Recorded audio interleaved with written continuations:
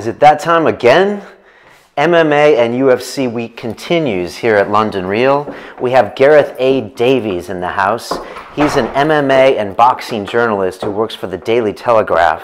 And for those Yanks out there, that's the equivalent of the New York Times. He's been a champion of such sports as the Paralympics and MMA back in the heyday, and he's really brought it along to what it is now in the UK. Now, to be honest, I was a little worried about Gareth because he's got a big personality, and some would say an even bigger ego. But I have to admit, after an hour and a half with the guy, I really do like him. I might even be having dinner with him. So I think you're going to enjoy the show. We also had MMA fighter Pete Irving on as a guest host, and the two of them gelled really well. As usual, we're sponsored by the guys at Hover. They are a domain name registration service who do business in the right way. They've got people on the phone all the time to answer your questions. They keep your information private, like your home address, and they give you those services for free. And they will be giving out a free domain name for the best quote tweeted from this episode. And trust me, there are some gems with Gareth in the house. And so if you tweet that quote and include the URL and the hashtag HoverDomain, we'll be giving away a free URL. What do you do with the URL, you say? Please, start your own reel in your city, and I'll give you a free Skype talk to walk you through the basics. We are also sponsored by the guys who make, yes, Alpha Brain. I carry it with me all the time. Aubrey Marcus and Joe Rogan in the house. They make a lot of good products over there. This stuff is good for your dome. Makes me think a little bit better. They also have the cordyceps mushrooms in their Shroom Tech Sport, and of course the Hemp Force protein. Really like that stuff a lot. So if you want to check them out, go to londonreal.tv, click on the banner, and it'll take you right to Onnit Labs. As usual, this is a group experience here. You know, it's all about our interaction. So please come check us out. Leave some comments on YouTube channel London Real TV. We're on Twitter. We got 40,000 strong now. I get some of the best guest suggestions from you guys on Twitter. So hit me up on that. Also on Facebook, we've got a group there called London Reelers. And it's got about 800 people who are kind of like-minded. They post videos, articles, all the stuff that we talk about on London Real, and it's a very cool place to hang out. Finally, come to londonreal.tv, get on a forum, and if you want to earn extra points and be my best friend, email me at info@londonreal.tv and volunteer your time. If you have 10 hours to give us, I don't care where you live, you can be in South America or the North Pole, then you can work for London Real and help us promote the show. It's a lot of fun. We got a great crew working for us. So, without further ado, I give you Mr. Gareth A. Davies, and that's it. I got work to do, so get the hell out.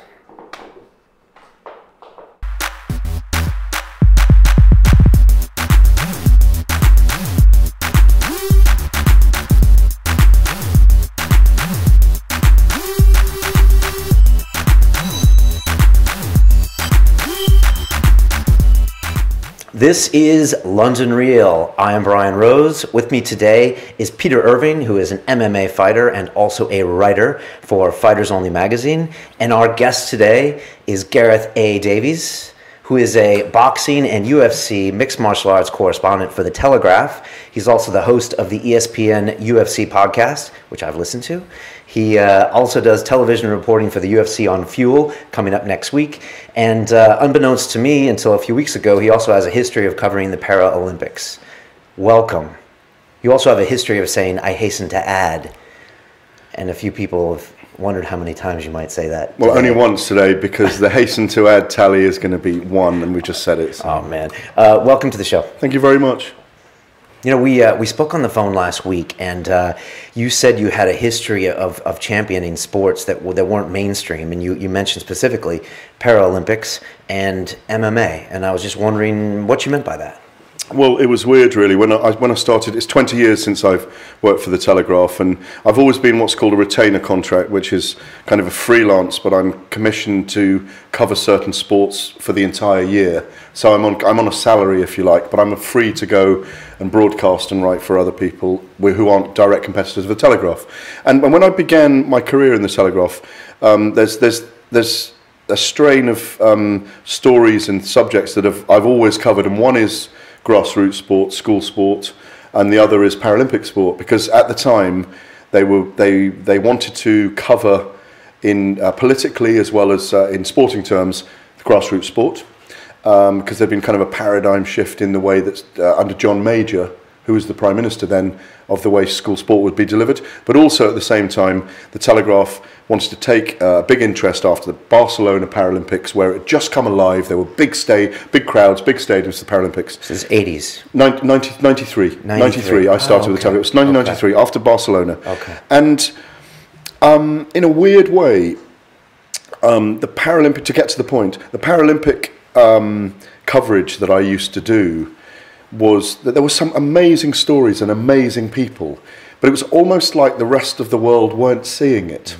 and they weren't seeing the value of the story. I can remember there was a woman called Margaret McElhaney whose trachea was collapsing at poolside at the World Swimming Championships, and her trachea collapsed. She was taken to hospital, she came back, she won a gold medal, she came out of the pool, her trachea collapsed again, she went back to hospital, she came back again, won a gold medal. The same thing happened another day, she won 4 gold medals.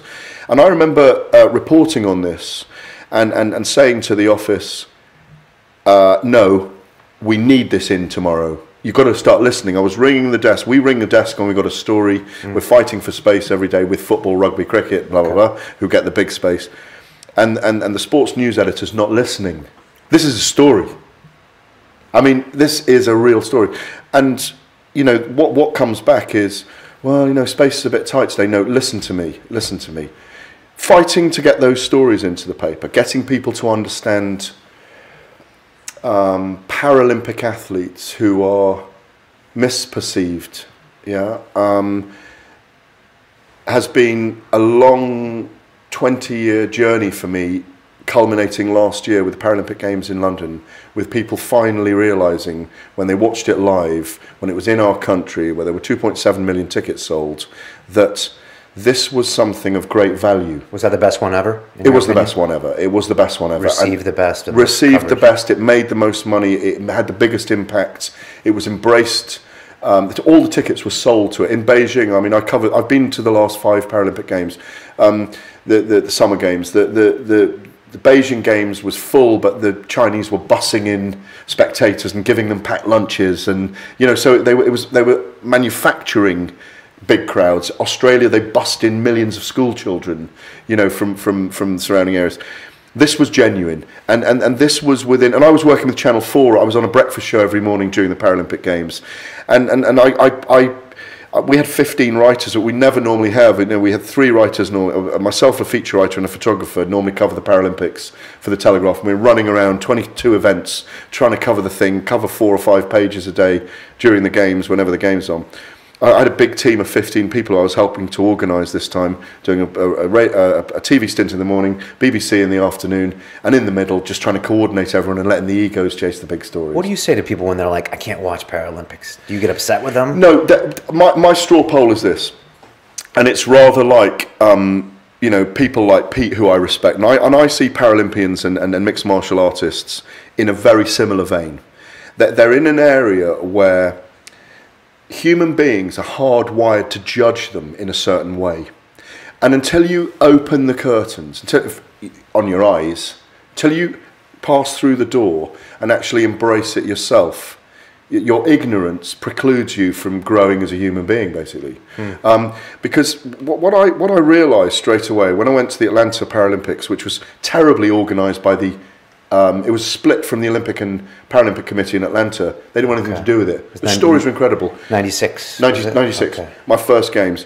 I remember being in the stadium and just watching a one-legged high jumper doing 1.95 m over a high jump. One-legged volleyball players from Bosnia who'd lost their legs on landmines, kind of leaping up steps in the Olympic Stadium past me. You know, these 6'4" guys with one leg just bounding up past you on their way to something.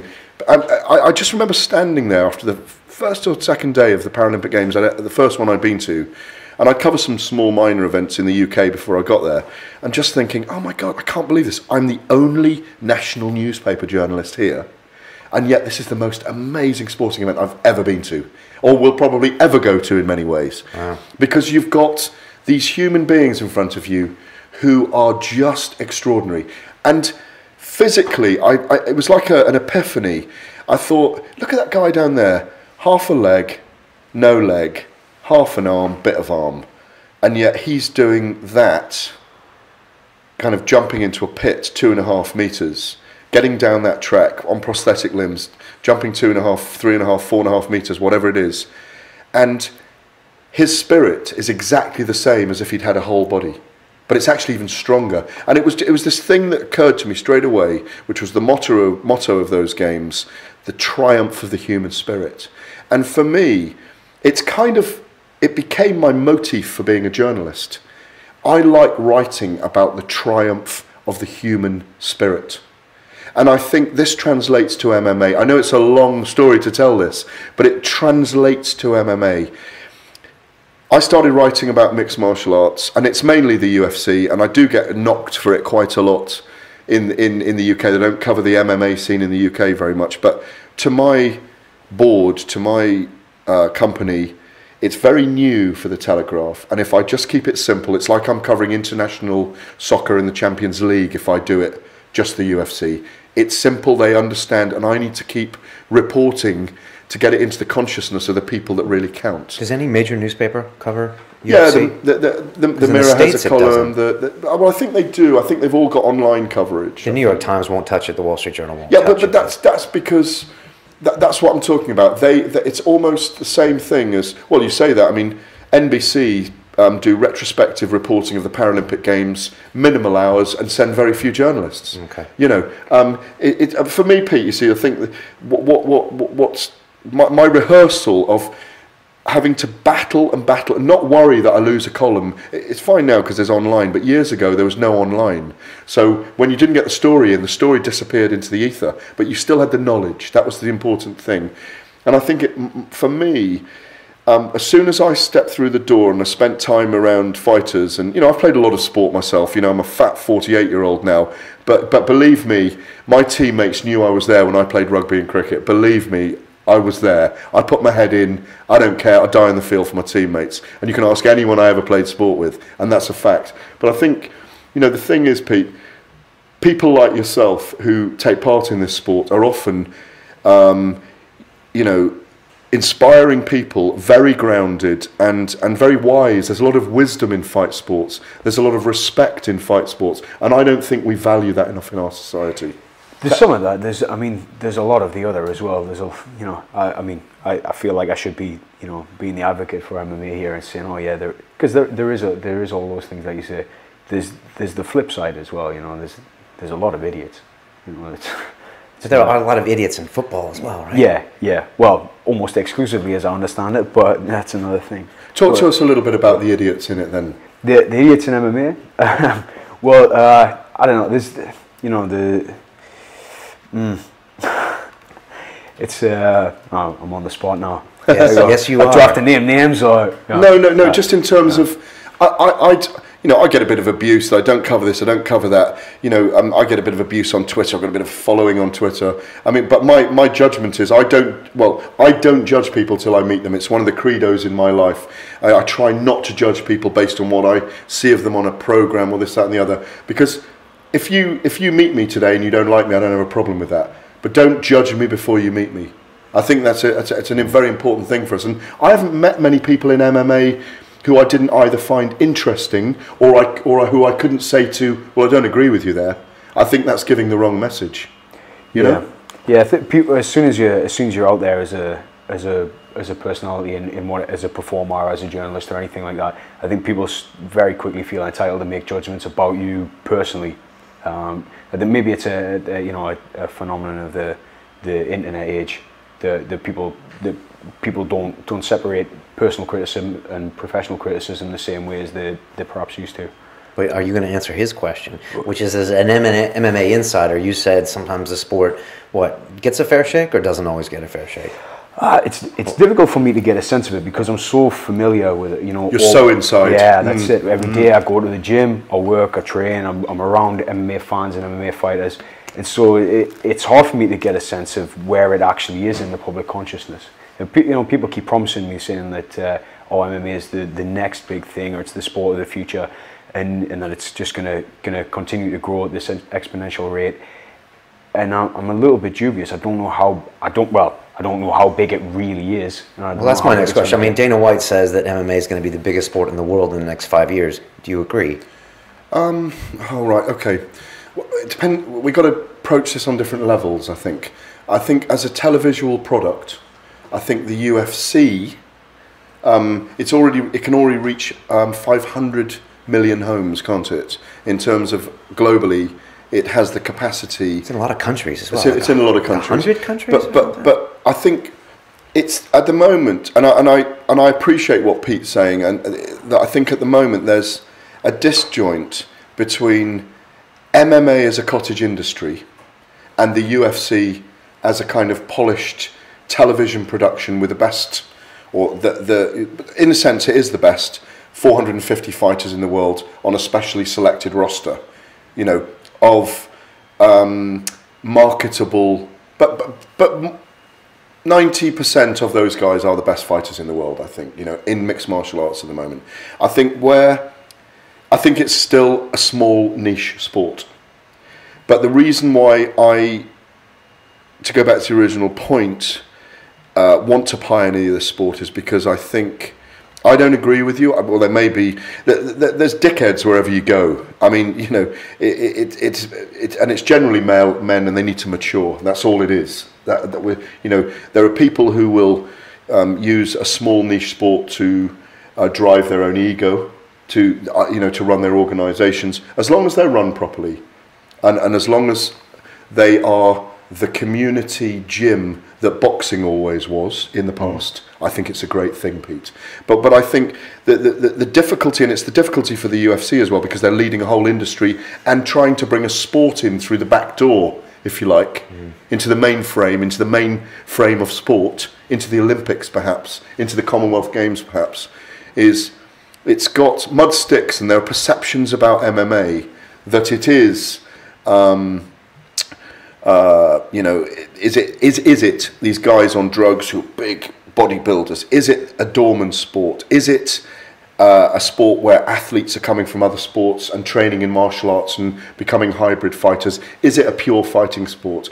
I don't think the public really, in general, really knows what it is. I mean, I don't think the public in general, you know, I think we're a small, I love fight sports. I've loved them for years and years and years. I did judo as a kid. I spent a year in China, in Beijing, learning to fight with a stick, wushu, with a kun. It was brilliant. I had an 80-year-old teacher in Beijing, you know, I lived there for a year. It was amazing. And we learnt one move every week, you know, over 8 hours, one move. But, you know, and I love martial arts, and that's why I love it. But I think the sport, the sport at the moment revolves around hype and promotion and a television product. So it's reaching a lot of people, and I think it's got a growing market in terms of people who subscribe or buy through pay-per-view in the whole world outside America, because I think it's different in America. But in general, it's very, very embryonic still, and you see that reflected in the pay structures. You know, Ian McCall fighting for $9,000 last weekend on the UFC event. That's what he was paid. It's not a lot of money, you know, for a guy that's one of the top level flyweights in the world at the moment. So lots of different kind of stages of development around MMA, but I think it's very worthy. And I think, just because of my personal experience of being around these guys, I think you're inspirational. And I think you can reach out. I think you reach kids that perhaps I would take 4 or 5 sessions for them to get to kind of understand and listen to. You would have respect from them straight away, perhaps in certain communities when they come in your gym. Yeah. So what was that one day? Did you have one day where you woke up and went into your editor and said, I want to cover this sport and I'm going to cover this sport? Was there an event? I've been writing about boxing since, you know, the beginning of my Telegraph career as well. I've had 2 reigns as the correspondent, if you like. I'm not giving it up this time. And I went to the Tough Gym We used to talk about the Gracie brothers years ago. I mean, there was something amazing about the Gracie brothers and what they could do with the Gracie family rather, and what they could do with their jiu-jitsu against bigger guys. I remember we used to talk about it at school even years ago. You know, we knew about the Gracie brothers, and I always had rough mates. Do you know what I mean? I wasn't kind of a guy that fought in the street, but I was always with like the roughest guys in the school. I was always hanging out with because they were my mates. You know, and I was often breaking up the fights. You know, because it's not. I need to be. I don't want to encourage anyone here, but I need to be hit a few times to get going. Do you know what I mean? And no, I'm just like that. Yeah, I've got that problem. Like Forrest Griffin. You do have that problem, right? Yeah, I've been thrashed a couple of times for that. For that reason. For not waking up in time. But I went to. I've slowly, you know, I think there's relationships between the boxing industry and the MMA industry, and people don't realise this, that a lot of real fight fans are fans of both sports, because you know boxing's a martial art, and you know, I knew people in MMA, and I was out in Vegas, I think 2005, 2006, covering Ricky Hatton fight.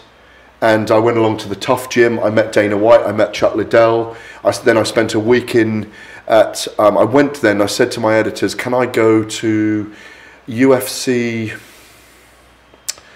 70? Was it 78? Maybe something like that." In Europe, Michael Bisping was fighting Rashad Evans, and I spent an entire week with the fighters. Marcus Davis, BJ Penn was there, and I just thought, this is an amazing group of people. And I came away from there. I did one big story in the paper, in the build-up, and one big story afterwards. But I thought, when I go and cover a boxing event, we generally focus on two guys, and it's the top of the card, and that's who we write about. But I went away from there with the frustration that I could have written 8 or 9 amazing stories there, amazing backstories, just amazing guys. The quotes are amazing. The eloquence of the fighters was different to boxers. You didn't find that kind of amazement in a boxing undercard? I think you can. I think there's more of a symmetry and a synergy of stories in boxing than there is in MMA. I think there are more varied stories in MMA. It's something to do as well with the UFC business model, though, isn't it? The way that you say the stories inevitably going to focus on the marquee headline fight in boxing. Well, that's the way that boxing is structured. The undercard is there as a bunch of support acts, whereas a UFC card well, I mean, you can point to examples where it's hinged on the one big super fight, but in general, it's the entire card. It's spread out. That's the appeal. But also, what I think's happened over time is that we've changed in terms of what we want for entertainment now. So if I'm paying $150 or 70 quid or 80 quid, and it's myself and my wife and 2 friends, and if we're spending 400 quid to go out for the night and stay in a hotel, and or 600 quid to travel down to a big event, it's a big weekend, we want to be in there and watch 10 fights that entertain us. You see, and I think because people like Dana White and remember one of the Fertittas, Lorenzo, was on the Nevada State Boxing Commission, wasn't he? You know, and Dana White was a huge boxing fan. They understood that business model for boxing is now struggling, and it's become outmoded and outdated in this present time. Young people want a night of entertainment. The most successful, I think, boxing that will come is when they do prize fighter events eventually, where they have 8 boxers in 3-round fights, quarter-final, semi-final, final, and then a title fight. Because then you've got 4 hours of entertainment, because people are really fighting over 3 rounds. Rather than an undercard where no one's really watching, and it's some prospect from San Jose and someone from you don't really know who they are. There's I don't know, 300 spectators sometimes in an auditorium of 10,000 seats, and it slowly builds. Whereas I think what the UFC have created, and they're lucky in being the kind of oligarch promoter, that they can create this event where there's meaningful fights right down the bottom of the card. So you get the audience in, the atmosphere builds, you can lessen the atmosphere, you can have a break, you can have a bit of music, and it's an entertainment experience rather than coming to watch one fight. Yeah, it's a great show. And I think around that, obviously they've got a stack of money. and that's helped. So they've been able to throw millions and millions of dollars into a black hole till the wave burst with Bonner and Griffin, and they suddenly had that audience of 7 million in the US for the final of that Tough series back in when it was 2006, 2007. And I think what they did was they looked at the way boxing was run and they said, we can't go down that line. The problem with boxing at the moment, it's exactly the same in the national newspapers here as it is in America. New stars tend to come out of the Olympics and the Commonwealth Games, or an exceptional athlete from somewhere. Anthony Joshua, the heavyweight from the Olympics who won the gold medal, is a star in waiting because everybody knows who he is because of the Olympics. And Pete could be the greatest fighter in the world, but if no one writes about him and no one puts him, promotes him, and no one puts him, that's what went wrong. Yeah, exactly. No. Should have met Gareth earlier. But if no one puts it, fight sports have always, from the very beginning, the promotion, hype and promotion, and hype is just as important as promotion. People knock Chael Sonnen today. There were Chael Sonnens 150 years ago. Muhammad Ali, all these guys. Muhammad Ali was seen as a braggart when he first came around, but he was the right man in the right place at the right time. I think, and I remember doing an interview with Bob Arum about this, the octogenarian promoter from Top Rank Inc., the great promoter he is and a great man to speak to, that he reckons that Muhammad Ali paved the way for Barack Obama to be elected. And I think he's right. Among other people, Bobby Brown, other people in the past, black men in America forging through sport, through their force of personality, through their athletic endeavour to change the society. Because what you had in America, we haven't had over here in the same way, Oh yeah. And you know that. It's a very different, black and white with each other are very different over here to what they are in America. Let's not go all the way down that road now, but it's complex. Yeah, there's no history of the whole slave trade, which you can learn a lot about in the movie Lincoln, which I was watching last night. But I got a history lesson from my own daughter on that it's actually adverse the way they're presenting Lincoln. Adverse as far as that he wasn't trying to get rid of slavery. Right, he was just doing a political move. Is what you're saying. Yeah, it was fascinating to see what was going on. You've got that Lincoln look going on a little bit, haven't you? Yeah, some people say it's an Amish look. No. But when I have the full beard, it's like an Amish look. It was right up there. It was you or Daniel Day-Lewis, wasn't it?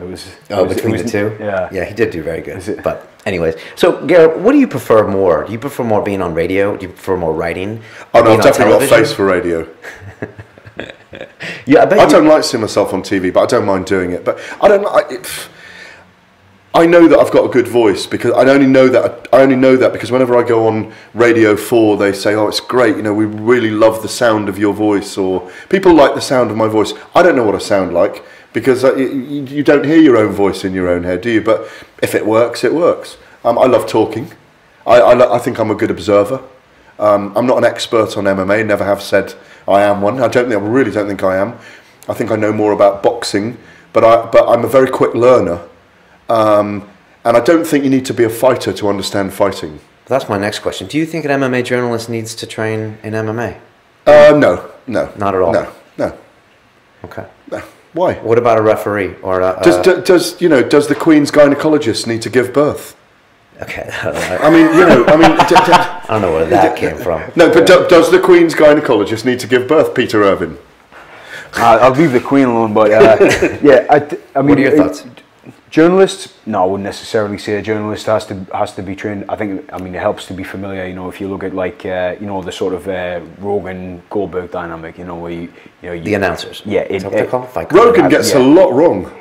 Well, yeah, but he knows what. Oh, he's brilliant. He is absolutely brilliant on that. I mean, some people think that if you listen to Rogan on a fight, then you could actually pick the other guy, because if you turn the volume off, you might actually choose a different guy. I understand that criticism.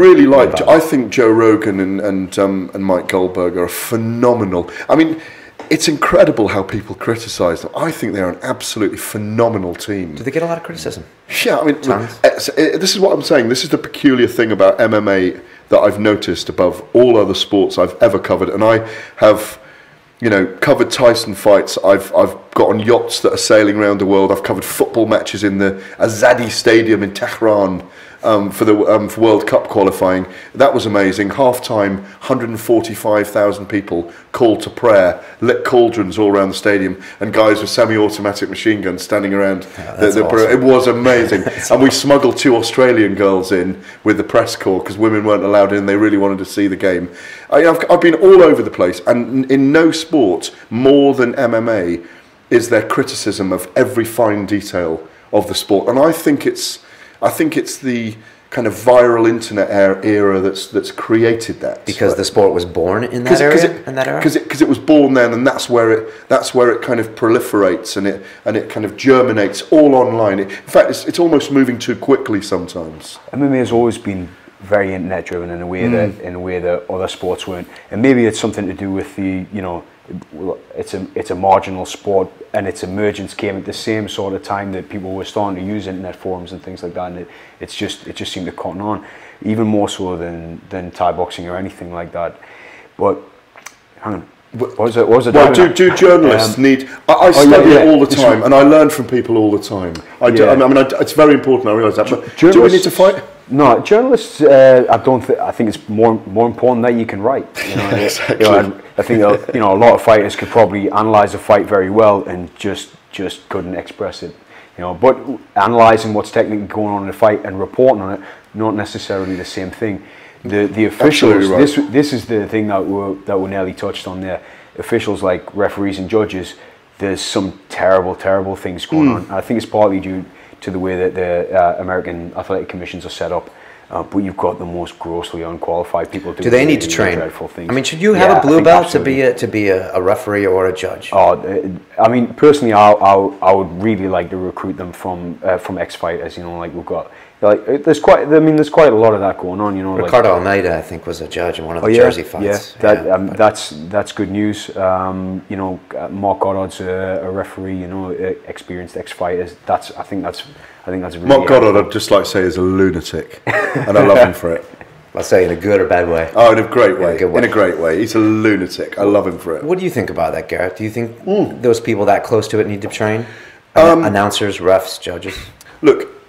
I know I'm a good judge of a fight. I know I am, because I'm not saying that technically sometimes and I've learnt a lot over the years, but I agree, but I'm not making, it doesn't matter what I say about a fight, frankly. I'm just writing a piece or doing a broadcast or doing an interview to entertain. Okay. What my opinion on a fight is irrelevant, frankly.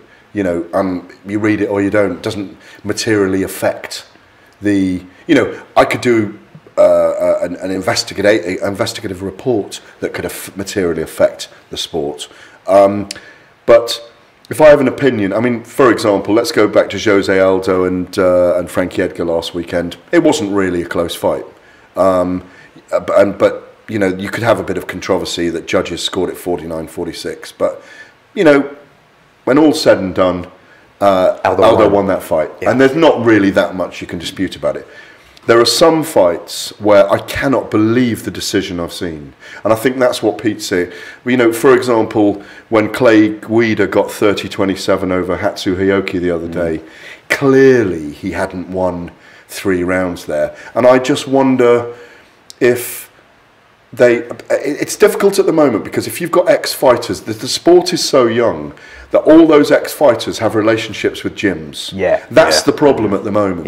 And as the sport develops, once I'm 60, you know, or when you're 60 and the youngsters are 20 competing, you're so far removed then in terms of generation that you could be judging the gym down the road, frankly, a guy from the gym down the road, because you're removed from it. Whereas at the moment, if you get Chuck Liddell judging and Frank Mir retires and he's judging, they're a little bit too close. So I think the real problem, though, is then you've got no really strong criteria for judging MMA fights. It is, you know, like you're saying, like you have an opinion as a journalist. These guys sitting behind the desk marking the cards are just saying their opinion, and then you've got, you know, There's a feel, isn't there? But you judge a fight on... You do, but it's based on your own prejudices and opinions and feelings about what a fight should look like and what's good fighting. But we'll never get away from that, though, Pete, because judging is a subjective business. We'll never get away from controversy. That's one thing. But if you look at, say, like, I don't want to get into,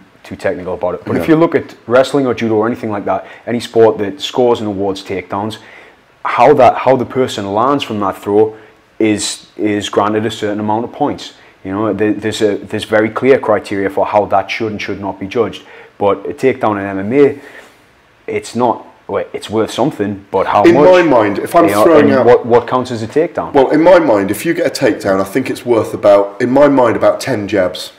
Yeah. No, but that's the way I score it now, because that's the way they seem to score it. Yeah. So if it's a close-ish round and someone's got 5 jabs on the other guy, but the other guy's taken him down, I've probably given it to the guy who's got the takedown, because that's the way they score it. But where is that spelled out? In other fighting sports, well, it's an American biased sport at the moment. It's a wrestling biased sport. You do, yeah. But also, when you have those details, you also see in the Olympics, people then fight for the points, and then the sport's almost ruined. Sure, yeah. But you get the same thing, where takedowns are being rewarded, and so guys fight in a way that makes fighting less entertaining. Do you remember? And then get rewarded for it. Do you remember the fight between Demetrius Johnson and Miguel Torres? I don't know. Torres was on the ground a lot, doing damage from a jiu-jitsu position. Yeah, right. And Demetrius Johnson in the guard. Oh, okay, yeah. And Johnson was on top a lot, and Johnson got the decision in that fight. Yeah. Now, I felt that was one of the fights where I was watching it in the right way and judging it in the right way. Torres was winning it from the bottom. Yeah, he was, but those are the kind of things that don't happen in MMA. If you just it's very technical, this stuff, really, isn't it? I mean, that's why I'm going to move us along. All right, okay. But it's very interesting as well. But these are good points. Now, I have something I got to ask you about, and we were going to talk about it anyways. And I don't want to spend the whole time talking about UFC because I want to ask him about being narcotically challenged. Yeah, well, that and your ego and my ego. But we'll get to all that. But I saw 2 weeks ago, Vito Belfort kicks Michael Bisping in the head. Right? You want some more water? Yeah. You trust me? I have cooties. No, I don't. I don't even know what cooties is. See, there you go. Do you know what it is, Pete? I think it's American for the lurgy. Really? All right, I was on a roll here. I was thinking crabs or something. But so we saw Vitor head kick him, and they're interviewing him after that, and he's like, I'm gonna take it to the top. I'm gonna go the best. I'm gonna kill. And there's like a 10-minute media scrum with Vitor, and then I hear now he is one of many fighters on TRT. And now I just wonder, okay, I met Vitor back at the Brazilian top team in like 2005. He's the nicest dude. He came up and said hi to me when I was on the mat, and he's 35 now, and now are we making, I just want to know, are we making these guys cyborgs now because they can't produce their own testosterone? Yeah, well, I'm unclear about what the difference is between testosterone replacement therapy and just juicing. I don't really know what the difference is.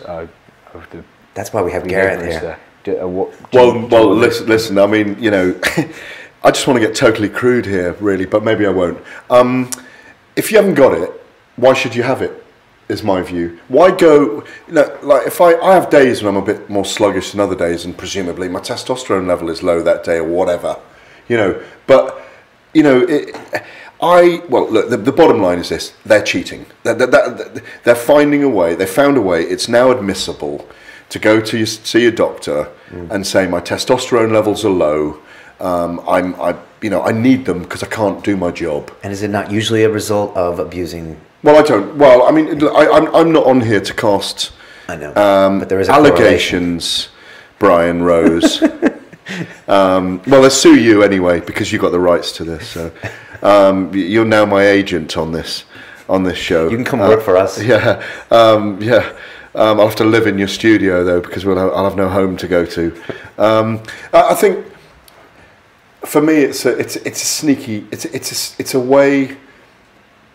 They're allowing people to maximise their physical potential, enhanced, and it doesn't break rules at the moment if you've got permission to do it medically. So that is the only difference then? It's just taking testosterone with a doctor's note? Yeah. Like, was it with the recent fighter, Thiago Alves is dinged. Up to a certain T to E ratio in your body, that's the point. It can't go beyond You know, it's patches, or they can insert.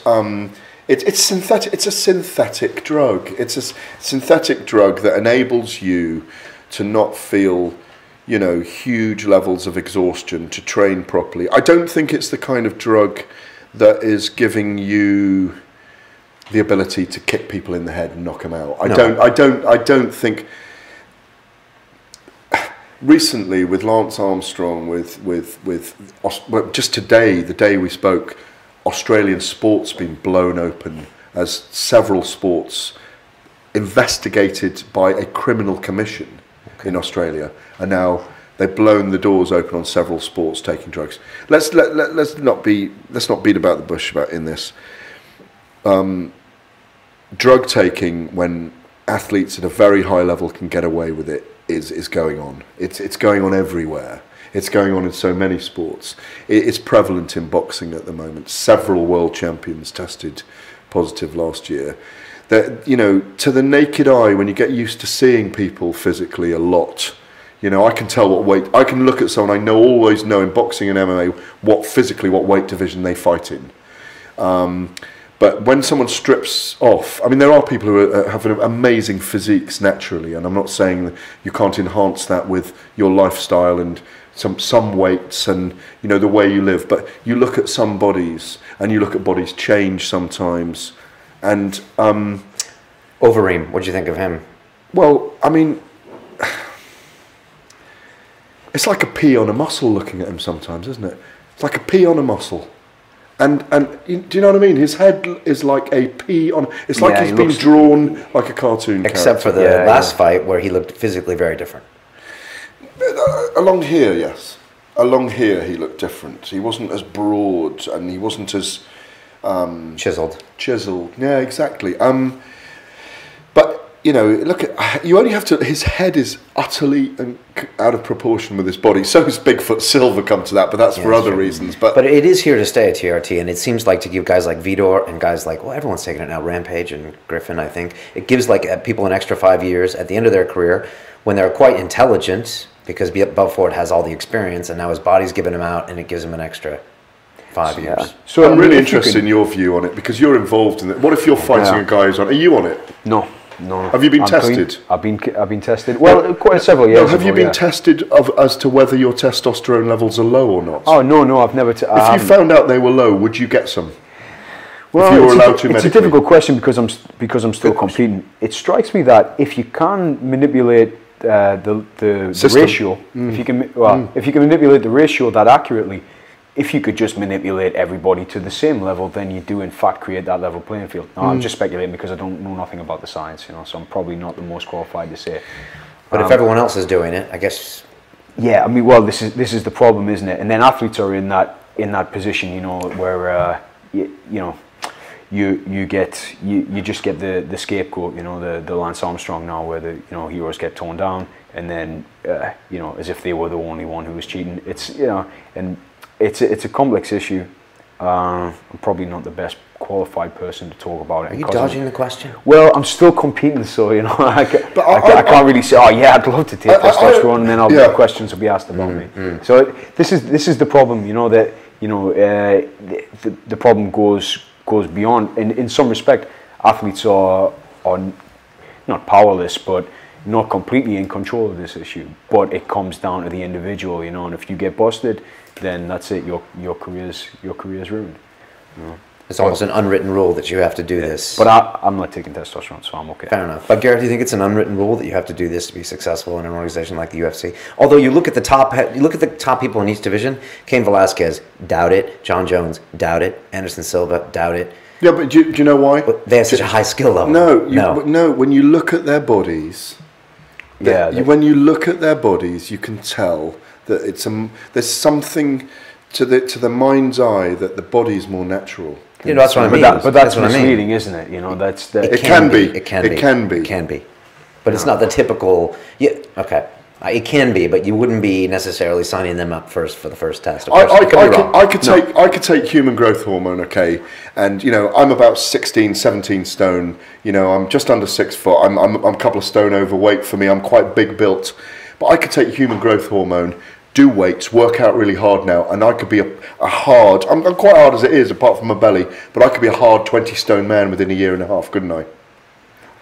Like completely beef. Now, there are people that do that, and I'm not saying fighters do it, but it's part of culture now. You go to America, I see people who are like that, and they've done that. It's very common to take it, because it's good to be big in that way, and you know, have the guns with your t-shirt, and we don't particularly have that in UK culture, but I notice in America it's part of culture. And I think well, where I come from, it's part of the culture. Is it like the Jersey Shore look? Yeah, is what you're saying. Yeah. Well, of course we have Geordie Shore now, and it's very much the same. Yeah, and it is part of the culture. Yeah. So there's it's considered normal in some circles. You know, speaking of culture, I just want to get Gareth's opinion about MMA in the UK. I mean, it's being adopted now in the US, quite obviously, by the rise of the UFC, but here it still seems to have all this weird stigma, and I know a lot of local organizations have a hard time selling tickets. Will that change in Britain? And for people in the States listening, why is Britain such a tougher nut to crack when it comes to selling this sport? Well, because we're a kind of weird island culture, that's for sure. Well, it will eventually. This is a culture that, and there's certainly a large percentage of sports followers who are into fight sports. The casual sports fan in the UK, traditionally, and you know, this is borne out in research. The casual sports fan likes their football, to a lesser extent rugby. But that has a big following internationally, horse racing, and traditionally big boxing matches. And I think exactly the same thing will eventually come with MMA. But we need perhaps 2 or 3 people to really become global stars first of all. People who can go on kind of primetime television and do interviews and like go on with Jonathan Ross, and you know. Think we need a UFC world champion? Yes, a UFC world champion would help. Is Bisping that guy? Maybe not.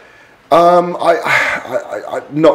with Anderson Silva there. I mean, is he the guy that could represent? No, I don't think so. I would say I'm friends with Michael. I've followed his whole kind of journey in the UFC over the last few years. I think he's been horribly underrated by a lot of the Yanks. Sure to use that word. I just love to wind them up with that bit. It's a great word. Those smelly t-shirt wearing, cap slung Yanks. Wow. No, but you see him. Pete gets this. It's all parody, but Bisping is very, very good. Every fighter I've ever spoken to in the UFC about Mike Bisping says that he is phenomenal. He's so talented, but his problem is he's had an issue whenever he comes up against a guy with one punch KO power, and we saw it against Henderson. We even saw it against Vanderlei when Vanderlei was very much in the tail end of his career, and Sonnen out wrestled him. Rashad kind of outbigged him and of course in the last fight against Vitor, you know, he wasn't expecting a head kick. No one was, frankly. So it's a very unusual method for the fight to end. But you know, I hoped that Bisping would outpoint him. But I think in that division, you know, if Michael Bisping was a welterweight with his style, I think he could beat GSP, for example. But Mike's too big to make welterweight. But I think in that division, with the skills he's got, and because he's naturally a southpaw, by the way, his jab is his strong hand, because he stands orthodox, but he's naturally a southpaw. His left hand is the strong hand, so that's why his jab is so good. So his power hand, his right hand is actually his less strong hand. That's why he doesn't have a big right hand. And I think if he had a lot of power in his punches and was stayed in the pocket more, and then threw his punches, I think he should have done that against Belfort, because I don't think moving around against Belfort was wise. He should have gone in there, taken him down, and ground him out from the very beginning. And I think Michael will struggle to be a world champion. He probably won't speak to me now for a couple of years. Well, it's a big ask to unseat. It's a big ask. Unseat Anderson Silva. I don't think you can point to anyone else who's capable of doing it either. You know, so it's not a criticism of Michael Bisping. It's just how's anybody going to get? But it's not just. But Pete, it's not just winning the title. it's having, it's being able to. I mean, Mike's been a brilliant poster boy for the UFC up to this point in the UK. But you know, if you rolled Dan Hardy and Mike Bisping into one, you could sell that. You're saying you could get the guy who can go on and talk about the Austrian artist Sheila, and who, you know, who's got the fine art degree, who's made these abstract drawings or abstract kind of constructions for his dissertation, where he hit a plate of plastic over 6 months and left bits of skin and blood on it and made a shape out of it. And you know, you need what like GSP is to Canada or Anderson is to Brazil. You need the guy. I think you do. The country wants to embrace. Look, you look at the way sport is covered in this country. We have Lewis Hamilton in Formula One. We have Andy Murray in the tennis. We have, you know, we have Amir Khan or I don't know, Carl Froch or David Hay in the boxing. We like to single focus in this country on certain people. Nicola Adams in women's boxing. We don't go for a panoply of people. One person stands out, and the kind of raison d'etre, the modus operandi is to really cover that one person, and through them cover the sport. So having a champion would be brilliant, but I think having someone who transcends the sport is what would make a big difference. Other than that, it's just going to be a slow burn. Right. It will become a big sport in this country, but people have got to see it, people have got to see the fight going to the ground and get used to the fight being on the ground. Because as Pete knows, that's very unusual in this country to see a fight on the ground. Yeah, it's not part of the English style. You know, it's once again, it's back to me being unsure exactly where MMA stands in the popular consciousness. But when people do ask me about it, they're still deeply suspicious of grappling in a way that you know, in Brazil the culture is, you know, it's very physical. Like, people embrace each other. You know, perfect strangers will hug, and it's just not British. And that translates to a lack of wanting to understand the ground game. It's not English, it's Celtic. Yeah. It's quite. I played a lot of rugby, and there's a lot of physical in that. And rugby, and the rugby following, I think, are coming over to MMA. I think it's your football handbags not touching each other culture that doesn't understand it. And unfortunately, that's the biggest sport in the country. I mean, and I genuinely have known a lot of rugby players who are fascinated by you guys, absolutely fascinated by the sport. And in fact, kind of sneakily using some techniques in rocks and mauls, and you see chokes coming into mauls now, don't you? And the referees don't know what it is. It's quite funny, really. Gi choke or something. Tackles in rugby have improved in terms of the way that they look like wrestling, and how they land and position themselves. Because obviously, in rugby, I don't know if you know this, Brian, whether you follow rugby at all, but the way you tackle someone, if you turn them the right way in the tackle when you take them to the ground, you've got more chance of getting a penalty and winning the ball, because once the ball's on the ground, you've got to release. Once you're tackled and on the ground, you've got to release it. So if you can turn your man as you tackle him, which is obviously a power, but very much a wrestling thing, isn't it? You know, or even a judo move, you know. But you do see it now. Is that where the English thought could come from? If we could pull somebody from professional rugby into MMA? Yeah, that's potentially. Yeah, I do. I could see like a James Haskell or a you know, the boy Farrell, who's number 10 for England, if he suddenly became a lightweight fighter. Yes, I do. That's a very, very interesting point. I think you need a homegrown guy like a Rory McDonald that grows up living all of those sports. Yeah, but he's got a lot of growing up to do, frankly. I mean, but I love him, but he's got a lot of growing up to do. You know, one thing I love about MMA are the big personalities, you know, and Dana White's one of them. I hate to admit it, but I think I love watching him in the media scrum sometimes more than I love watching the fights. Call me crazy. And Gareth, you're a pretty big personality. When people think UK MMA, it's you, pretty much. And as a journalist, as a journalist. And in New York, we have Mr. Helwani, who... Well, Big Nose, you mean? Big Nose, your friend / nemesis, I don't know, who continually wins Nemesis, please! This MMA journalist... If I took Ariel on, I've already thrown the head kick at him several times. What, figuratively?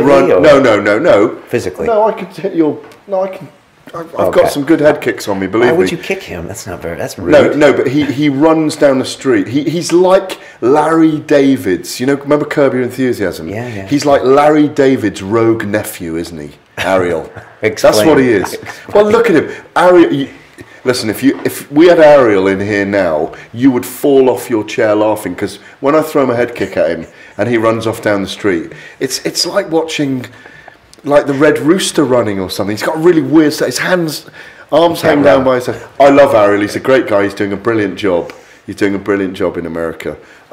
He's won the Journalist of the Year, which is the MMA Journalist of the Year. He keeps winning it. It's like enough, right? Yeah, he loves rubbing it in, because I've Does been he? nominated every Yeah, year, and I know. I know. Well, it's on a voting basis. He's more popular. I do think that this is an interesting point, actually, and I always have this argument with Ariel, and we are friends, that the way he covers MMA is very much for the modern age in the US. I still like to write about it as well. He doesn't write about it. And I think there's still a place for writing about MMA, even though people want video clips and little interviews. I like to craft a well-written piece about it as well. Yeah, you can tell, and you're writing. But I deliberately do it because we do need to keep some of that in the sport to make it more of a mainstream. You need to attract the mainstream readers, otherwise it's always niche. But it's also a deeper analysis by definition when you write about something than when you just want that soundbite in an interview. Or am I wrong? No, some of the interviews. I mean, there was a great interview that Ariel did with I watch all his Mayhem interviews. Miller. Yeah, it was like an extra. It was an extra through Central Park. Yeah, and you know, I mean, I don't want to knock anyone today, but Miller's a kind of bit of a strange character, to be honest. It depends what mood you meet him in, you know. Okay. I did a massive cover story, Fighters Only, on him, I don't know, before he fought Bisping, and I think it was the best story anyone's ever written on him in terms of the depth. I kind of went deeply into his personality psychologically, and when I saw him in Chicago, I think it was, last year, all he could remember was one little bit that he disagreed with, and I said, go and do one. Do you know what I mean? And let's be honest, he's average, very, very average. As a fighter, he's lucky. No, he's a great personality, right? But he's very lucky to be in the UFC. His career has been he's quite not a lot anymore. Based on the strength of his personality, rather than the gimmick of Mayhem, the crazy guy. And I didn't like.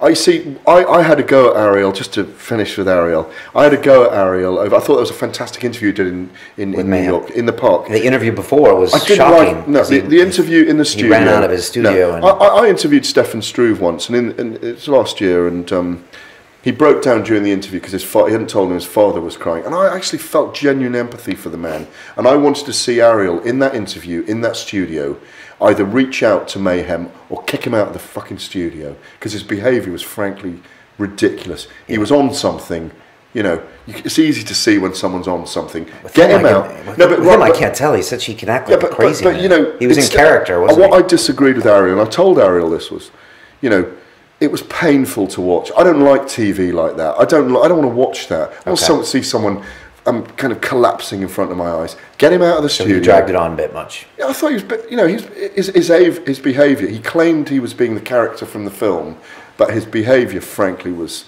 idiotic and unacceptable. But you think didn't do anything for MMA, I tell you that. No. But you think Ariel should have just cut it off a little earlier? Well, Ariel sits back and enjoys it, doesn't he? And I don't agree with that style of journalism. He's got an interesting interviewing style. Obviously, he's come up really quick, and but now I love Ariel. Well, it's a submissive style, isn't it? He asks the hard questions, but it's not as submissive. Is it? He asks the hard question in a submissive way. Yes, he does. Which works for fighters, does it? I don't. It's not your style, obviously. No, I think I'm quite honest about things. You know, I mean, you know, but I do consider myself to be a bloke. I might not kind of have a fight with Pete now in the octagon, but I'm a bloke, you know. As I said to you before we started, if I had to put an axe through your head, I would do it. If I had to... For no reason either. Whoa. No, I said for the right... I said for the right reasons, I would have to do something. Oh, okay. But not for the wrong reasons. What's it like on fight night in the States, in the UFC? I mean, sometimes I hear Dana White being like, "Oh, Ariel, another question from you." But as a journalist, what's it like when you have to stay up all night after the fights and go get interviews? Exhausting. Do you enjoy the events, or is it just like Jesus, it's a hard day at work. No, it's just nice earning those millions of bucks to keep the Bentley and the 9 properties and, no. Millions? Again, it's... I don't want to seem glib about this because I love my job and I've worked really hard to get where I am. I said I've been doing this 20 years and there've been really hard days when you are kind of doing stuff for nothing. And I do get a lot of letters and young people writing to me, and I don't really know what to tell them sometimes because I think journalism as an industry is shrinking, newspapers are shrinking, circulation and sales are shrinking, and I do think that the cream on the internet will rise to the top. Everyone's got an opinion. There's so many idiots out there. On Twitter, it's a filter for mental illness, frankly. If I didn't have to do Twitter, which I just do to put my stories up there and put the podcast and this, that and the other. I may leave Twitter at some point. Really? You don't enjoy it? Not particularly. I enjoy conversations during fight nights when people are because you can do Twitter without being yourself, can't you? And, you can kind of just be someone on Twitter with a handle. Okay. I don't have to be myself on there, do I? You mean you can be this character? Well, there's lots of what I mean is I can just call myself G. Oh, anonymous, you mean? There's lots of people who are anonymous, and you can just watch people on Twitter and listen to other people, can't you? I think sometimes I just wish I could say to loads of young people, just join this academy and come and help me, but I haven't got money to pay them, and I'd love to have a hired hand the whole time working with me. That's what I miss on fight night, because there's so much to do. Because I've sat in after parties before with my laptop, Chandela looking over my shoulder going, what are you doing? I'm trying to get my story written, but I'm quite enjoying the music in the nightclub here, so I brought my laptop with me. It is really hard work. I think it takes a lot of stamina to be a journalist. There's a lot of travel. Yeah. Are you up all night after those fights? Yeah. And then leaving the next day, and it's quite hard work. And I think there's two things that I kind of tried to say earlier, that I put my neck on the block for MMA with the Telegraph, really, because I think it's not really understood yet in the newspaper. It's a Tory or conservative broadsheet newspaper that's small c conservative newspaper, and MMA is right out there in terms of the spectrum at the moment, and I'm trying to bring it in. And in some ways, I'm putting my neck on the block because I'm saying it's worthy. I've given myself to it in many ways, and I would like people to know that, because I have sacrificed to do that. As I chose to do with the Paralympics, because I think it's worthy. I think it has a place in society. Does the Paralympics represent? I know it's talking about the sporting ideals and the human qualities that it represents, but is it good sport? The Paralympics? Yeah. Right. Yeah, it is, because it's people at the forefront of their own physicality. It's what we were talking about earlier. You're in weight divisions. Yeah. These are people banded together in very similar bands of physicality. I think that's what troubles me slightly about the Paralympics as a sport and format. I'm not criticising. Well, there's no blind heavyweight wheelchair fighting. It's not the lack of combat, which is normally my criticism of other sports, but it strikes me that there's too great a disparity between people who are competing in the same category, and then you have to apply sort of what would you say? Different penalties to you didn't want to use the word handicaps, exactly. Yeah. No, they are bandied together, and what they're banded together in, it's like you have a dwarf against a paraplegic, for example, in swimming. So what the way it's done, it's very complicated, the classification system, and it's evolving all the time. It's done on disability and functionality with that disability within the sporting discipline, which is why you have a dwarf who gets lactic acids in their smaller limbs quicker than someone who's paraplegic. And I think there's a duality to the Paralympics, and this is why I cover it, really, that it's the triumph of the human spirit, and we are seeing people at the forefront of their own physicality, and the backstories are incredible. That very, very often, the amazing thing about Paralympians is the journey they've gone through to get to where they are. The journey. There's a boy I wrote about, Paul Blake, whose dad was actually Paul Blake as well. He was Greedo in Star Wars, his dad. And Paul's twin, I think it was Alex, his twin, stole all the red blood cells at birth. So when Paul was born, he had liver failure. He had 7 or 8 baby blood transfusions in the first weeks and months of his life. He's on an incubator. His brother was like 6 pounds heavier than him. He's like, you know, he weighed a couple of pounds when he was born. He couldn't walk till he was 3 or 4. He couldn't feed himself. And yet, when you saw him sprint age 21 around the Olympic Stadium in 46 or 48 seconds, it was just incredible. And my delight was in writing that story, that whole story, where I've interviewed his mother, where she said, we prepared for his death several times when he was a baby. We even talked about how we would have the funeral, what we would do with his body, how we would do things. And yet you see this human life, this journey, your journey, I bet your journey to here today, journey to fighting, is fascinating. Well, mine's not, but I'm with you. He's playing the heel today, isn't he? Really? But it's that. It's not always. And you hit on it, Brian. It's what people don't realise when they say, "Oh, you got the picks wrong." I don't give a monkeys about the picks, frankly. I don't pick in boxing. I do one line sometimes on one fight. It's just part of the culture. We need to know your picks. It doesn't matter. Sometimes I don't want to pick fights. I just want to concentrate on what's going on in the fight, not who's going to win. Is that pick right? It's irrelevant. I don't look at odds. I don't bet on fights. I never have, because my ideal is to try and have a very neutral, and I'm not always neutral, because I find myself horribly biased sometimes for British fighters in the UFC, purely because I want them to succeed. And there's a strain in me that I can't avoid. It's a bit like getting very close to fighters. It is the cardinal sin in my job. But you do get close to people. And you get great stories about them sometimes. And you do feel for them. You do feel empathy for them.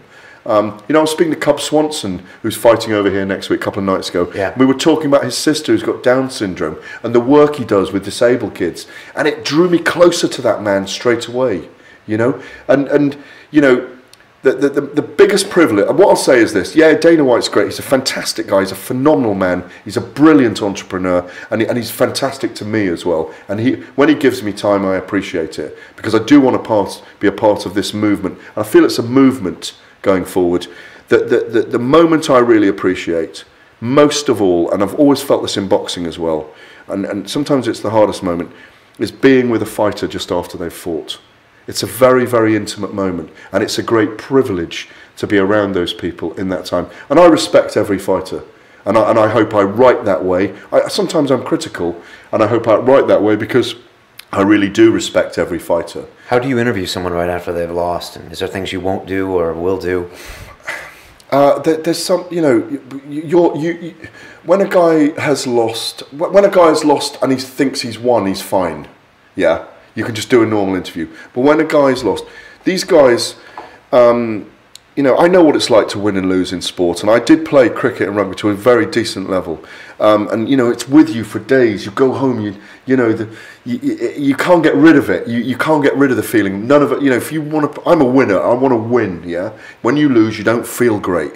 And it's a bit like when someone doesn't love you anymore, isn't it? It's that feeling, it goes eventually, but it's very hard to get rid of it. Yeah. And so that's the way I feel when I'm around a fighter. And when the soul has been hurt, when the soul is damaged, because the soul of that person's quite damaged after a fight, sometimes I leave fighters alone if I feel that that I can't press them too hard. I just leave them. Because sometimes you've got to leave a man in that situation, but other times it's cathartic for them to talk about.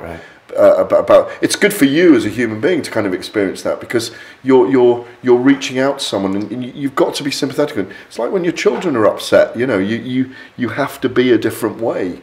You can't say, no, we're on, we're going, come on, boots on. I remember Forrest Griffin got really badly criticised one time when he got knocked out, and he started to cry and ran out of the ring before they announced the result. Oh, that was one of I mean, tough moment.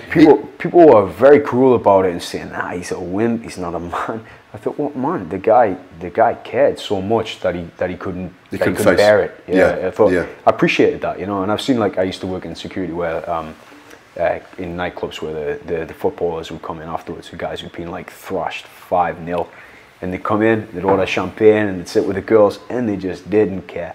They weren't bothered that they'd been beaten, or at least not to the extent that it stopped them from partying.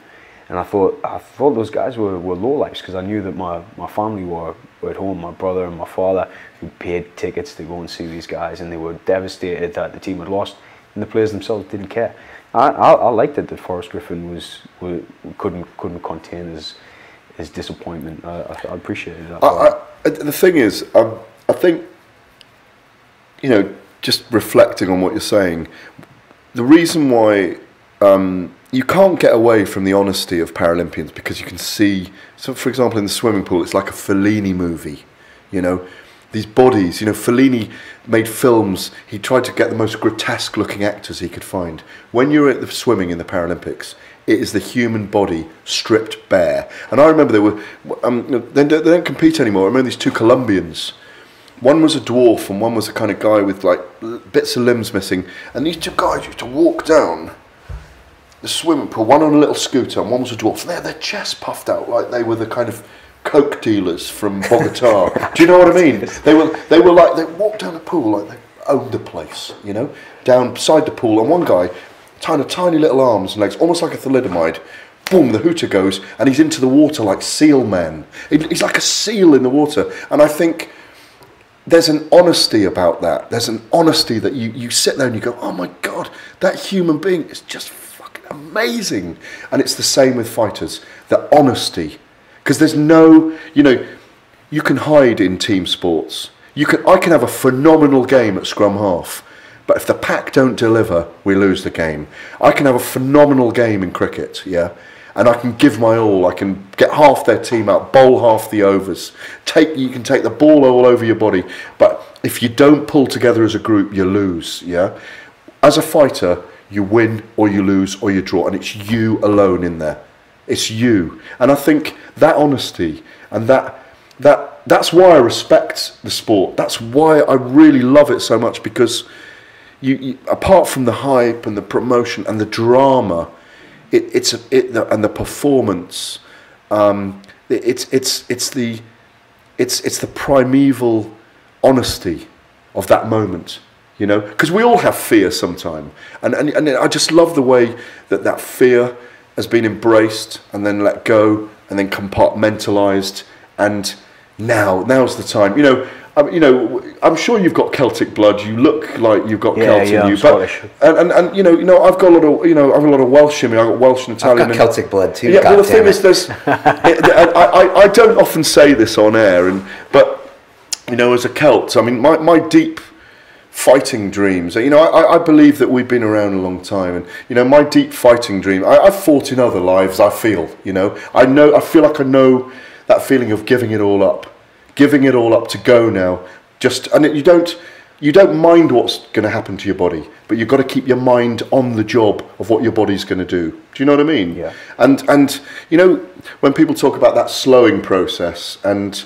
when things are in sync in any physical activity you do where adrenaline's involved and there's fear, and you find a focus that you don't normally find. I mean, you get it in journalism sometimes when you're on deadline, and you have to deliver, you know, and you go, that wasn't a bad piece, and I had 10 minutes to write that at the end of the bout to get in the paper, you know, tomorrow, 800 words. That was not bad, but at the time you're just in the moment, and you've trained for it, you've worked hard for it. And we must never forget the journey you guys make to get to that moment. And it might be, you know, it might be a difficult childhood. It might be the fact that you never fulfilled yourself as a young person, but you have later in life. It might be because you needed to deal with how you dealt with fear. I dealt with fear in my life by going to Africa a few years ago, and I went down river rafting for 3 or 4 weeks, and I've never been as frightened in my life. I'd never slept out in little tents by the riverbank with 20-foot crocodiles and monkeys throwing things on you and storms and not being able to contact my kids, and it was amazing. And I literally couldn't wank myself to sleep. Do you know what I mean? I was so frightened, these big bugs. It's a nice image. Yeah, well, exactly. But tossing and turning, we all, it's almost like it was a long time ago really, it was 14, 15 years ago, but it was a most amazing journey. And we ended up with these people called the Omomursi people after 20 days on the river, and they were Aboriginal Africans. And because I'm a nutter really, I got on really well with them, but the river guides I was travelling with were frightened of them. But we hadn't seen people for 19 days, and it was amazing, because I thought, people, I can speak to people. I can't reason with crocodiles. I can't reason with hippos coming up on the bank, and the rivers being low, and them having had babies and more aggressive, because we're having to zigzag on the river. We all in our lives grow through experiences that challenge us. I like the nerves sometimes before doing TV, or even before this today. You get up for it, don't you? You get up for it, and because you've got to deliver. Because everything we do should be a performance, I think. Really? Yeah. Why not? Yeah, maybe you have a point there. You perform when you fight. Yeah, I guess so. Yeah. So, Gareth, tell us about... That's a bit of a conversation stopper, really, That's isn't a it? good one, though. Tell us about ego, and when does it serve you, and when does it work against you, personally? I don't know. I feel like if you'd asked me that question 20 years ago, I'd have gone, ah. Yeah. But, I'm 48 coming up. I've got one daughter who's already through university and, is about to do a PhD. I've got another daughter who is in her second year at university. I've got properties with 9 sets of tenants. I've got, I feel quite responsible for a lot of people. I want to keep my properties up to a certain standard. I want to, I help my daughters. Hopefully I'm a good husband. I work very hard in my job. For me, ego is, I've given up.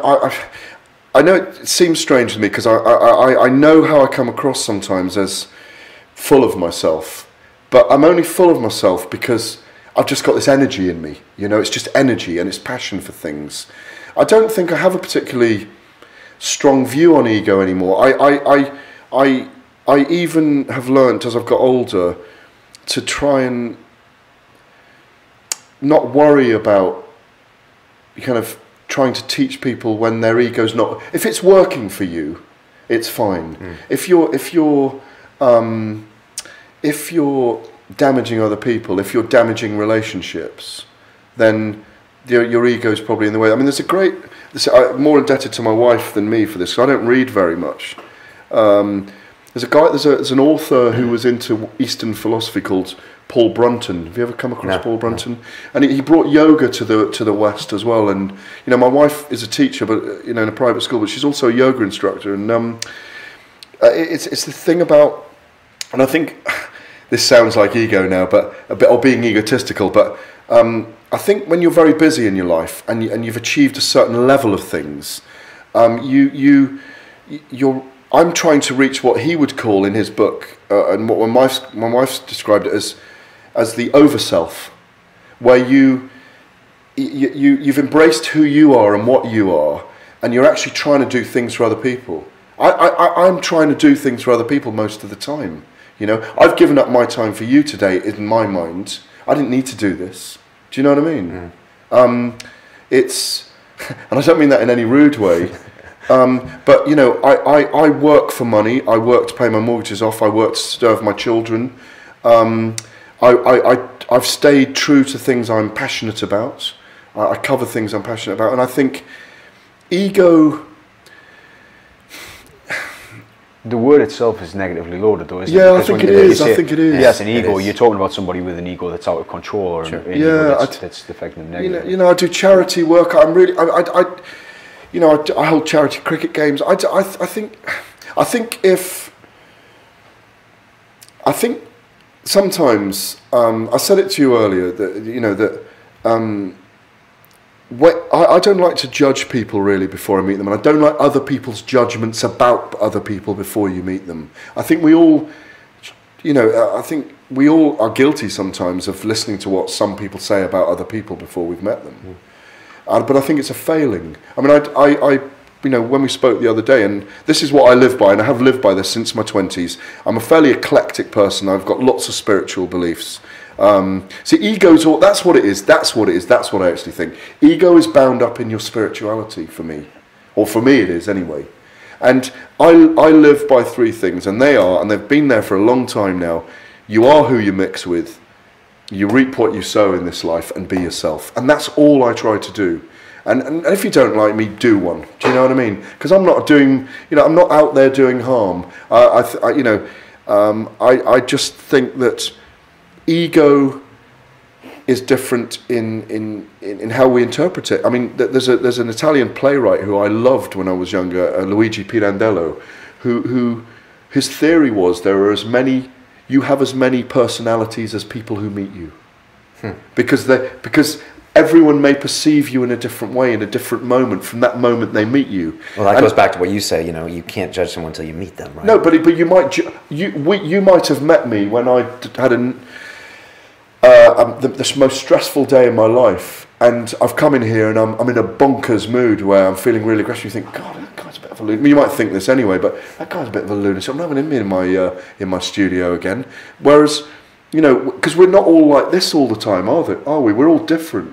You have to flick a switch when you go into the octagon, or into the cage. When I was in this seat, I think we discussed something very similar about how you meet somebody on fight day and you meet a very different person. Right, and you try to become a different person on fight day, right? Yeah. I think it's so automatic. I do. I remember when I played sport, Saturday was war. It was as simple as that. Yeah. And I took my Rottweiler with me. I took the Land Rover. If we were away from home, I'd take 8 boys in the Land Rover with me, all the kit on the top. And on the way, we're even feeling combative driving down the motorway. Yeah. Do you know what I mean? Saturday is war. Simple as that. Boom. End of. And then I'm driving home back to the family thinking, fuck, I wish my mates really knew what I was like who I play sport with. Because I was down there for sport, not for the drinking afterwards, And I played with these guys for a long time, and I always said, I'm not down here to make friends, I'm down here for the sport. And honestly, I genuinely, over the years, you get to know people, but it's a different part of yourself, isn't it? Yeah, absolutely. You say you want to be, you say that MMA is going to make it in this country and in the world, and my question is, are you going to see it make it in 5 years' time or in 10 years' time? Well, I don't know. I don't really think about that, to be honest. Is journalism a young man's sport, or not really, or is it all perception? Are you getting ageist here now, Brian? Not at all. Okay. I'm almost as old as you. Not really. But you look it. Oh. No, you don't. You look brilliant and handsome. Now, you seem you have enough energy. You can do this forever. Yeah, I mean, my biggest problem, genuinely, is I work so hard that I don't exercise enough at the moment, and I put on kind of good 30 pounds in the last 4 or 5 years. Playing less sport, and I think the work-life balance is the thing that I'm going to get in order in the next few years. I'd love to be around I've got to say, and I've probably said quite a few negative things about MMA today. I think the community in MMA, both in the UK and in America, and in fact globally, I really enjoy meeting the people. I genuinely mean that, and the fans are just incredible. The lifestyle that they're displaying, I think, is going to get more important for the wider society, and I think people will aspire to the way you live as fighters. They rather like me, they'll be hitting the bag in the gym rather than sparring or getting into the octagon or the cage. But the lifestyle you lead is phenomenal, and I think a lot of people in working life aspire to trying to do that when they finish work, and I think that will grow. I think that aspect of MMA will become quite a big part of our society, and I think it's one of the ways that acceptance will actually take place. But I'd love to be around. But I wonder why you asked that question. Do you mean I'm going to make my fortune and leave, or no, I mean, what I do don't you see mean? that happening. No. What do you mean in 5 or 10 years' time? What do you mean? I was just wondering how you relax, because you do seem to be on 24/7. Oh, rather like Jack Nicholson. No. God, no! Do not say that. I don't see you. I don't see you unplugging from the computer for like a day and being like, I'm not going to check what's going on. Do you know? We've got. You know, my wife and I live in a nice place. I said our kids are at university, and I like lighting fires and sitting around the fire and contemplating. And I like thinking about the universe. Because at the end of the day, this is a job, but it's also a passion. But I'm kind of into the universe. I'm kind of freakily into existence itself. Because it is amazing. Have you always been that way? Yeah, Okay. I've always been a bit of a freak. Yeah, it's definitely since 13 or 14. Wow. But do you not think about it? Yeah, I do. Do you not, Pete? Yeah, of course. Somebody asked me to ask Gareth a question about this. One of our guys said, "Are you going to ask Gareth if you're going on an ayahuasca retreat like 90% of other London Real guests?" You probably can't answer that, but I thought I'd at least listen. ask. Dan Hardy did. How do I answer this? How do I answer Your this? boy Dan Hardy did, who hopefully is going to come on the show.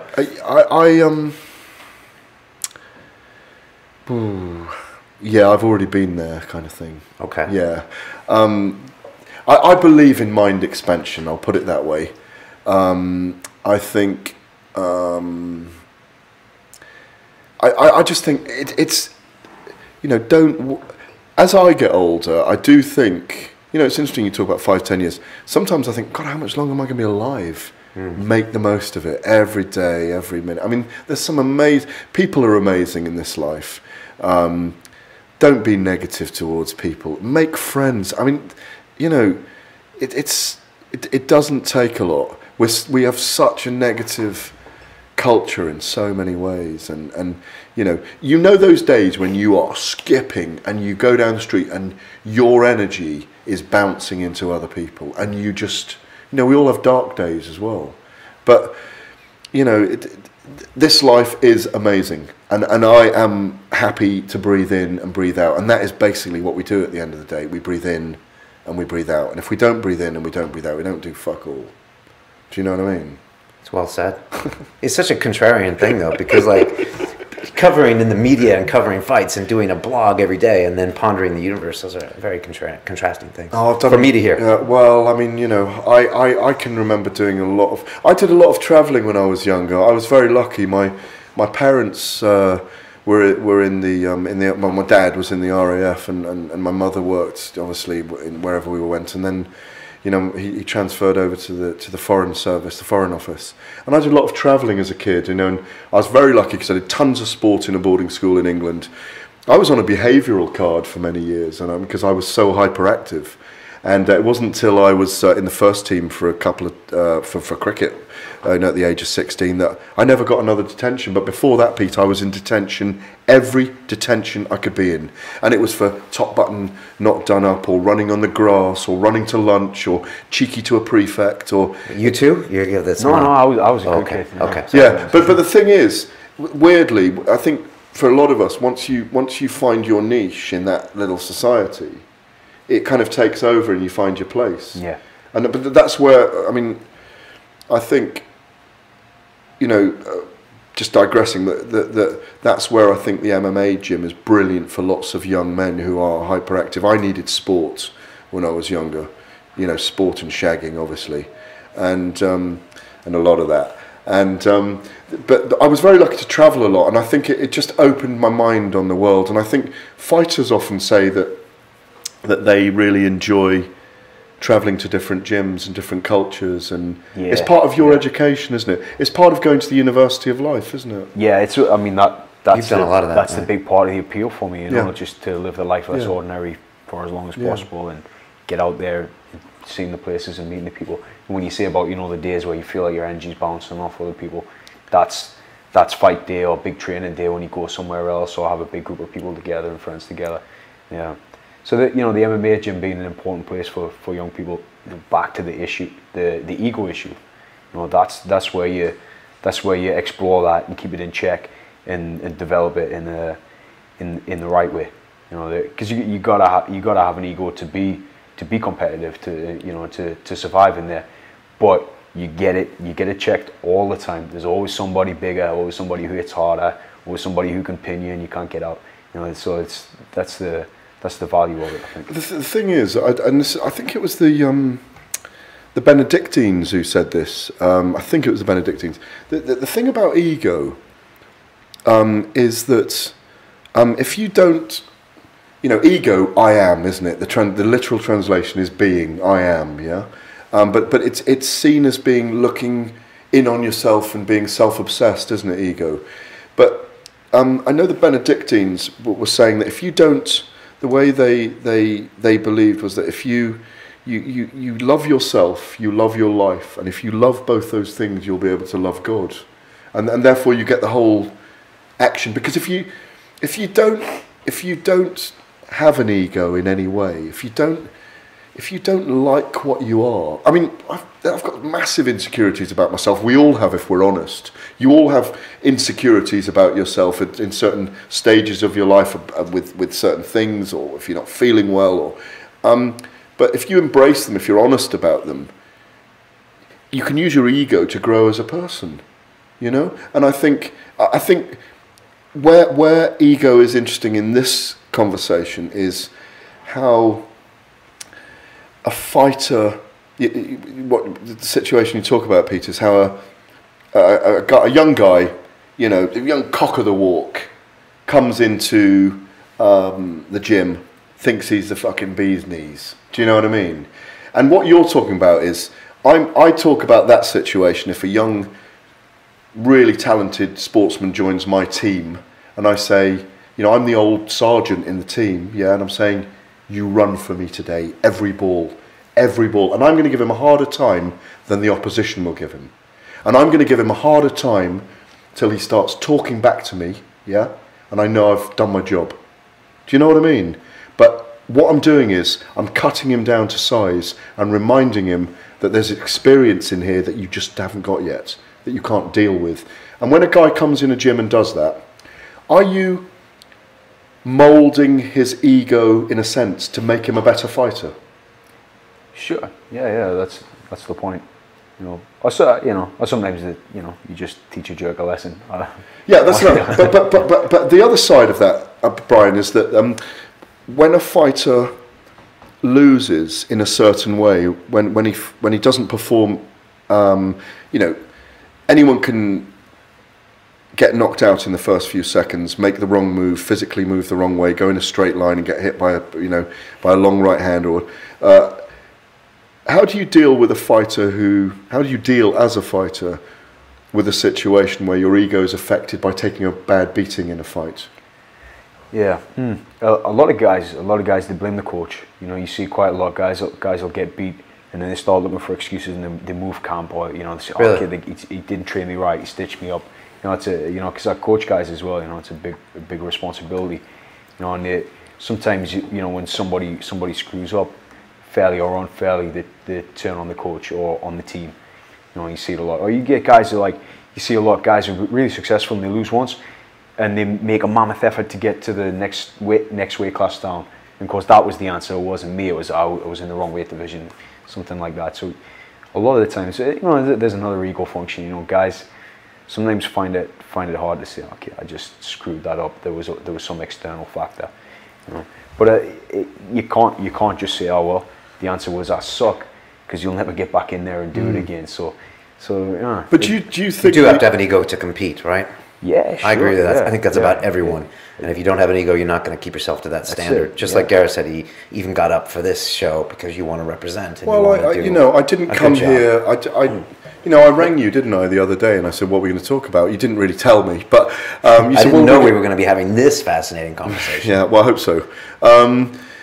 It's kind of normal, though. I think we are three people who probably talk like this a lot anyway, because I feel like it's a very natural thing to talk. We're talking about things we would naturally talk about now. Yeah, if the mics weren't on, we'd just be having the same talk if we found ourselves in the same place. We could. So. Yeah, but the mics are on, and I've got 2 more questions before I have to wrap this up. And they're for you. Okay. These are the two questions. Gareth, if you could make a phone call to the 20-year-old Gareth and give him a piece of advice, and please don't say, keep going, son, because that's what people are saying lately, and it's killing me. If you give him a piece of advice, what would it be? And then the second question is, what would you say to that same 20-year-old listening right now who wants to, be like you someday, be like Mike, be an MMA journalist or a Paralympic journalist? Well, I think I'm going to answer this with someone else's words, actually, because I think that's what I did at that age. Carlos Castaneda, yeah? I know that name. He was a beatnik, and Carlos Castaneda said, in your life you're going to come to a point and you're going to have to choose a path. Yeah, because it's all a journey. I think this is all a journey. I think life is a journey. A very, very long journey, and this is maybe the short bit of the journey, this particular life. And Carlos Castaneda says, at some point you're going along the road and you come to a large crossroads, and there's 4 roads there, and the most important thing in all of it is that you choose the path with a heart.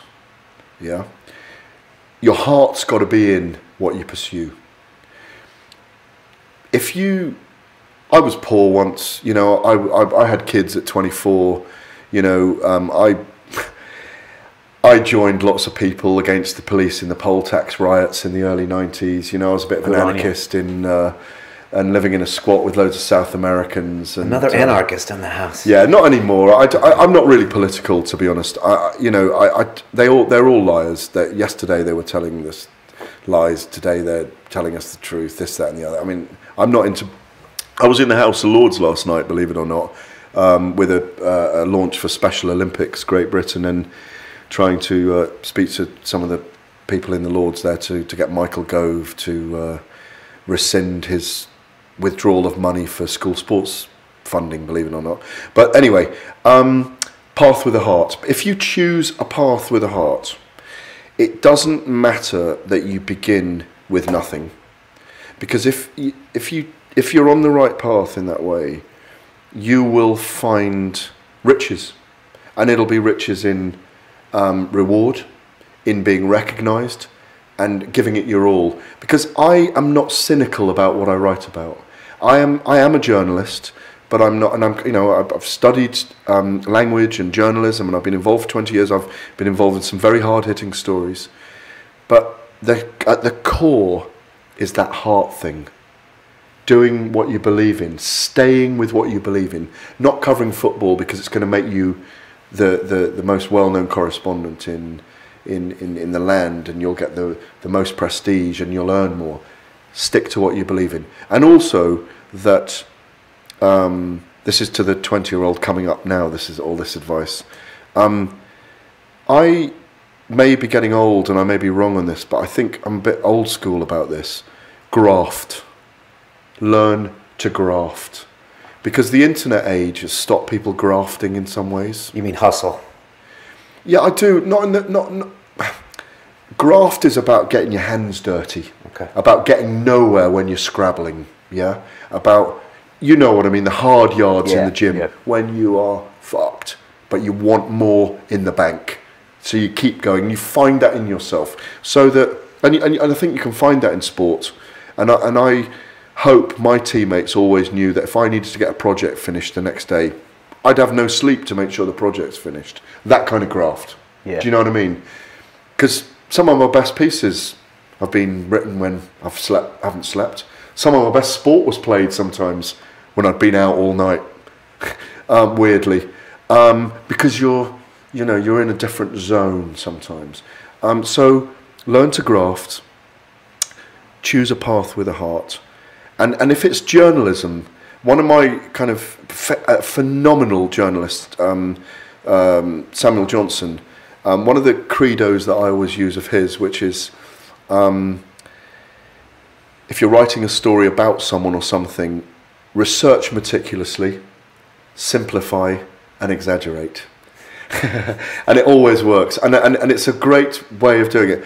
And so, and also, don't just try and do MMA journalism. Learn to do journalism.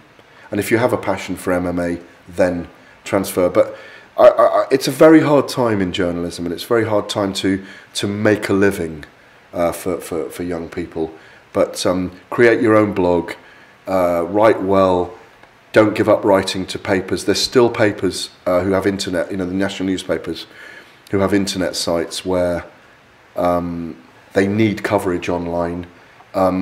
There's nothing wrong with offering your services free for a year, but not after that, I think. I wrote for nothing for a year back in when I was 91 or whatever, covering rugby league and cricket for the local paper up in North London. And eventually one of those guys, Abi Akoku his name was, who was a discus player, number 2 discus thrower in the UK, was also a rugby league player. And I managed to get a big story in the Telegraph, probably the first story I got in there, I think. But so those are the things there. To me, God, I can't remember my 20s. What would I say to me? Just don't be so arrogant. I think I was arrogant in my 20s. See, I'm bigger now. I used to be kind of, built like an athlete, kind of 15 stone. And I could be very rude and arrogant in my 20s, but it was just that energy I had then. I wasn't a complete cock. But I just had an energy. And I think when my first daughter, Mia, was born, I'd never spent a day indoors in my life, and it was the first day I'd spent all day indoors. I'd never held a baby before, and I was 25. And don't get me wrong, I'm so pleased I had my children young. What would I say to myself? Just to be a bit more relaxed with people, I think, and to listen a little bit more. Because even though I talk a lot still, I can listen and talk at the same time, believe it or not. It's good advice. I'm in danger of starting to like Gareth. Yeah, I know. It's there's not many people that do. You too, as well. Yeah. You won me over. Damn it. Yeah. Gareth, thanks so much for your time. But even though I said I'd stick an X in your head, and even though I said I'd stick a bomb under your car, it was figurative. Really? Yeah, metaphorical. Yeah. Kind of. I've had my life threatened quite a lot of times, but I normally did something first. That's a first. Gareth, how do people get a hold of you? What's the best way? Stay away from your Twitter? Leave me alone. No, not so easy. Leave me alone. Not so easy. Look, I'm not giving out my email address or my. That's fine. At Gareth A. Davies DT. What's DT, by the way? Daily Telegraph. Of course. Okay. You can hound him there. I'm on Facebook as well. Okay. You said it earlier, and I know we've got to finish, but isn't it interesting how people are different on Twitter to what they are on Facebook? Yeah. Well, there's an anonymity there on Twitter that doesn't exist on Facebook. Same with YouTube and Facebook for comments about our shows. When I get YouTube comments, some can be quite vile, some very nice, but on Facebook I don't get those as much. YouTube is weird for, we had James Thompson the other day, and I looked at his video, and there was, the video that was sort of set up to mock him about his loss to Kimbo? No, Fedor. Oh, Fedor. Fedor's brother, sorry. Okay. And there was hundreds and hundreds of comments, like weird links to white power websites and crazy religious statements that just had no relevance to the thing. It was terrifying. It was like beyond anything that you'd even get on Twitter and Facebook. It's pretty crazy. So you were making that point. I just got some good news. Oh, no, anyway, I better not break it. Stay off that bubble. All right. And your podcast, it is, what is it called? The ESPN UFC podcast? It's the ESPN UFC podcast. Okay. I'd also say to anyone that likes to follow MMA that I think Fighters Only is a really good magazine, and it's staying traditional in terms of not putting all its magazine stories online.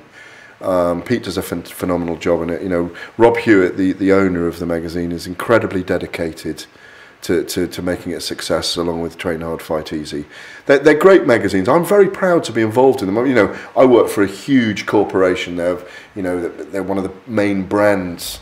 If you look at brands in the UK, the Telegraph is a major brand, and for that reason, I didn't swear lots today. And kind of in a way, my Twitter's branded with DT. Maybe it shouldn't be, because people say all views my own, don't they, on those things, and they are my own. But I must say I've really enjoyed it today, and I think it's just, again, I know it came about through MMA. really. You're interested in jiu-jitsu, you know, you're following this kind of long-haired freak from the UK a little bit. Oh, he'll be interesting. He'll say, he'll be entertaining because he'll batter on about himself and talk crap. But to be honest, I think the format you have for this show is phenomenal, because I think you just want to encourage openness more than anything, don't you? It's strange because there's nothing revolutionary about a long-form conversation, but everyone seems to really enjoy it. And the things they might have seen with you in the past might have been a 10-minute interview where you interviewed someone else, or I saw Ariel Helwani interview you, but it's 15 minutes. I was in a funny mood that day. And it's 15 minutes of sound bites. Plus you're talking about something that's your work. And so it's always nice to talk to the guy behind the guy, which is kind of what we had with you. And I'm really glad you came. So thank you very much. You could have easily not come. So I appreciate it. Yeah, this is my pleasure. This is like you're saying the hard copy magazine has something just about it that just a smell. It just beats the online. You know, the same with this long radio, podcast conversation just kind of beats that soundbite thing. It's I couldn't agree with you more. It's a moment in time, isn't it? Sure. It is. Well, to those listening out there, if you are listening to us on iTunes, which I'm sure you are, you can click and subscribe. If you want to see the extremely good-looking Gareth Davies, you can come to our YouTube channel. Bono's fatter younger brother. Oh, wow. That's quite an honor. Well, our YouTube channel is... Fat Jesus. Fat Jesus, wow. Is London Real TV. If you want to watch this, we're on Twitter and Facebook. Come join the party. And our website's londonreal.tv. Until then, guys, it is about the journey. That's our tagline, not yours. But you obviously agree. And thank you very much. My pleasure. All right, peace, guys. Thank you. Thank you. Welcome to London. Bad weight, fat, and I thought, right, you're that close to being a loser.